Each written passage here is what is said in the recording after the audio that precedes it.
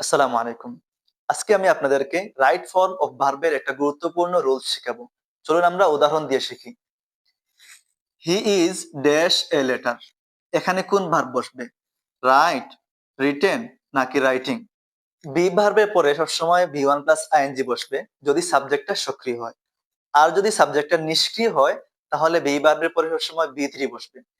এখন প্রশ্ন হচ্ছে সাবজেক্ট সক্রিয় কোন সময় বুঝবো আর নিষ্ক্রিয় কোন সময় বুঝবো? চলুন আমরা দেখি। He is writing a letter. সে একটা চিঠি লিখতেছে। এখন এই চিঠি লেখাটা কার মাধ্যমে হইতেছে? কার দ্বারা হইতেছে? তার দ্বারা, অর্থাৎ সে চিঠিটা লিখতেছে, যেখানে সাবজেক্টটা সক্রিয়। যেহেতু এখানে সাবজেক্টটা সক্রিয়, সেজন্য এখানে রাইটিং বসবে, বি ওয়ান প্লাস আইএনজি বসবে। আবার এখানে a letter is dash properly. একটি চিঠি ভালোভাবে লেখা হয়েছে। এখন এই লেটারটা এখানে সাবজেক্ট।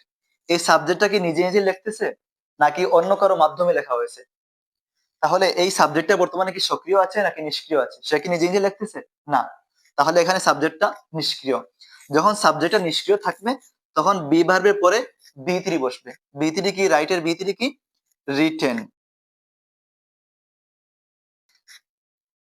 আমি এখানে দুইটা উদাহরণ লিখেছি।